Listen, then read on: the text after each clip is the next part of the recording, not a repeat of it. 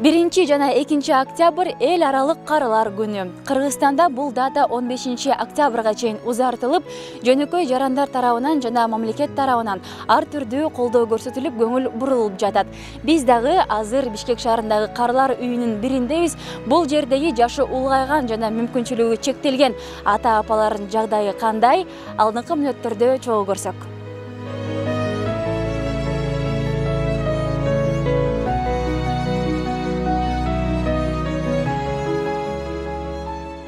Мырзабай ата 76 жашта. Бүгүнкү күндө карылар үйүндө күн өткөрүп келет. Бишкектеги бул үйгө келгенине жарым жыл болсо, буга чейин башка карылар үйүндө жашап келген. Анын мындай тагдырга туш болгонуна кезинде үйлөнүп, үй жай күтпөгөндүгү себеп болгон.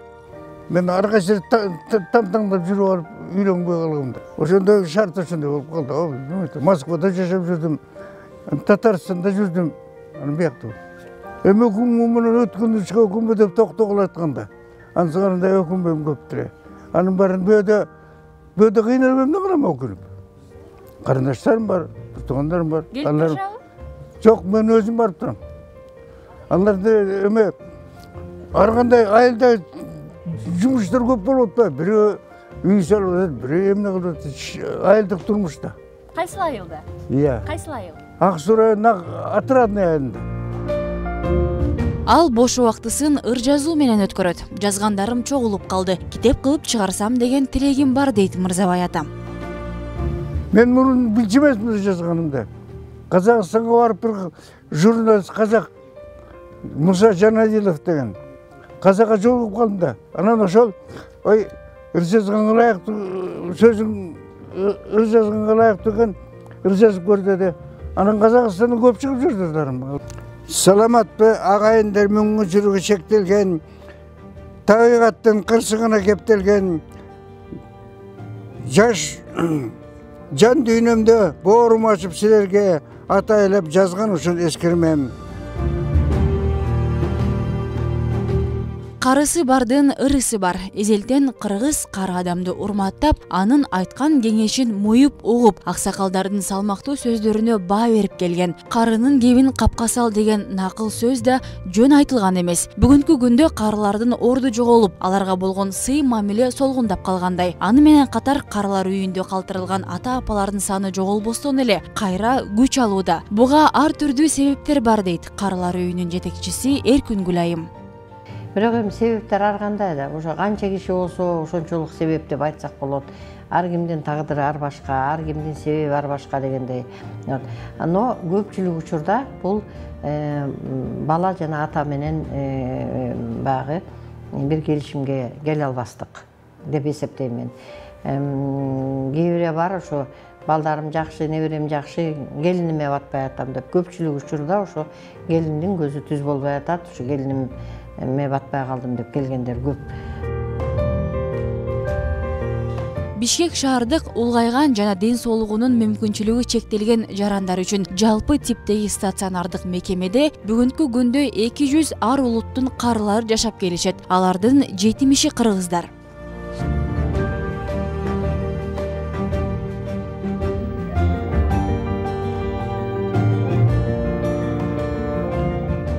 Карылар үйүнүн күндөн күнгө толуп баратканына жаштарды күнөөлүү санайбыз. Бирок карылардын калган өмүрү уул кызынын урматында өтпөй, атайын мекемеде өтүп жатканына карылар өздөрү күнөөлүү болгон учурлар да бар дейт Эркингүл Абдылдаева.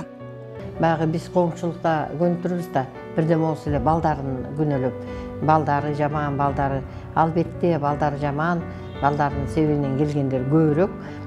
Бирок кээ бирөө барбай өмүр бою балдарын карабай, башка үй бүлөгө кетип калып, өмүр бою иштеп же пенсия албай, дагы тияк биякта урундуу болуп жүрүп, арак ичип дегенде бир жаман иштерге барып, жаман жолдорго түшүп жүрүп, анан акыры карабаган адам болбойт экен да. Баарыбыз ушул этапка жетет экенбиз, Кудай буйрса. Анан караганда албетте ал эч кимге кереги жок болуп калат. Кыргыз качан карысын кароосуз таштачу эле. Бул нерсе 90-жылдары башталып, бүгүн мындай учур коомубузда жат көрүнүш эмес. Ата-энесин карылар үйүнөн алып кеткендер көп эмес деген Эркин Гүлайым, жада калса каза болду деген кабарды угуп да келүүгө убакыт таппагандар бар экенин айтат. көпчүлүгүн албайт, алмак түгүл кээде баягы көз жумуп каза болгондо кабар берсек, ушу убактым жок, келе албайм, шартым жок деп келбей койгондор да болот. Ушундай болот. Андай учурда биз өзүбүз мамлекет тараптан каралган баруу деген өзүнчө мекеме бар, ошол жактан автобус бөлүп берет, жер бөлүп берет. Анан биз өзүбүз коебуз.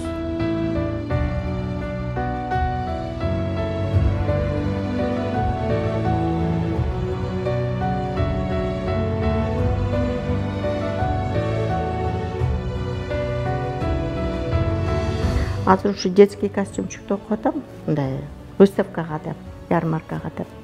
Тиги жерди толтуруп коем. Анан чакырган убакытта бара калабыз. Бул костюмчиктин баасы канча? Эми бул асты үстү менен болот. Жең узун, топусу, асты үстү, башмагы менен болот. Где-то 1000 сом болот. Анан кайра эле ошол 1000 сомго кайра эле жип алабыз. Кайра эле ушинтип токуй беребиз, ушинтип. Аракет кылып эле. Гүлжакан Байзакова бул үйдө жашаганына 11 жыл болгон. Ал майыптыгынан улам турмушка чыккан эмес. 11 бир тууган болсо да, аларга жүк болбойын деп мында болууну туура көрдүм дейт. Ата-энем карачу.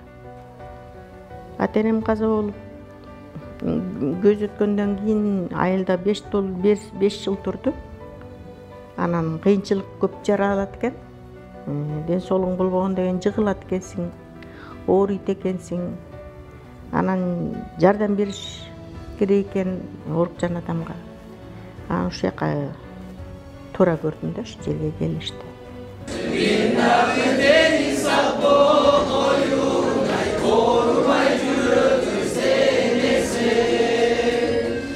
Карылардын маанайын аз да болсо көтөрүп, супсак жашоосун бир аз болсо да унуттуруп, жогорку окуу жайдын студенттери атайын концерттик программа даярдап келишет. Жыл сайын келип турабыз бул жака. Негизи 2 октябрь карылар күнү болгондо байланыштуу атайын аларга жагымдуу маанай тартылайлы деп атайын келип отурабыз. Өз мүмкүнчүлүктөрүнө жараша белек бекчектерин берип, карылар менен сүйлөшүп, алардын көңүлүн көтөрүүгө аракет кылышат.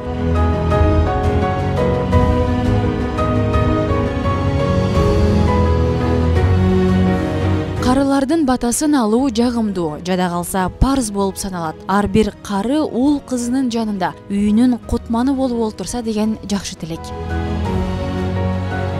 Акмарал Аипова, Алтынбек Сакиев, Нью ТВ.